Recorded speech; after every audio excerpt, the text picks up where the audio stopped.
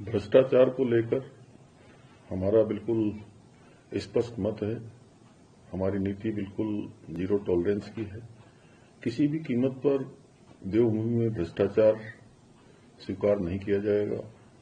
हमारी सरकार भ्रष्टाचार को जड़ से समाप्त करने के लिए लगातार काम कर रही है और हमने भ्रष्टाचार को समाप्त करने के लिए 100 से भी ज्यादा नकल के मामले में फैले भ्रष्टाचार को पूरी तरह से समाप्त करके जड़ से समाप्त किया और 100 से ज्यादा नकल माफियाओं को जेल की सलाखों के पीछे भेजा।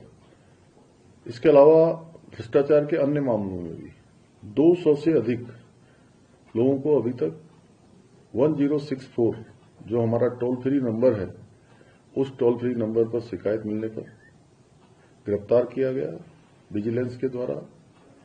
हरिद्वार नगर निगम में भूमि खरीद घोटाले का प्रकरण जैसे ही मेरे संज्ञान में आया, तत्काल हमने शासन से एक वरिष्ठ अधिकारी के नेतृत्व में जांच बैठाई, जांच दी उनको, और जांच की रिपोर्ट आते ही भूमि विक्रेताओं के बैंक के खातों को सीज किया गया है।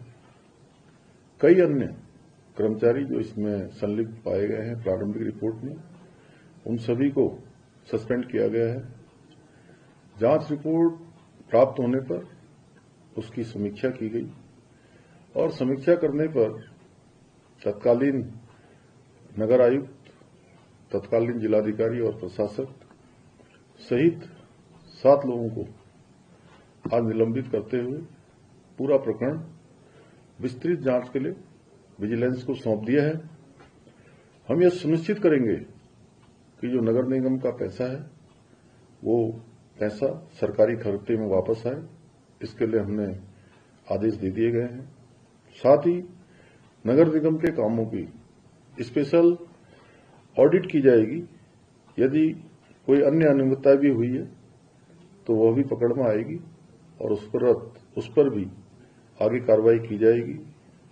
हमारा स्पष्ट मत है, देवभूमि में किसी भी कीमत पर भ्रष्टाचार को बर्दाश्त नहीं किया जाएगा।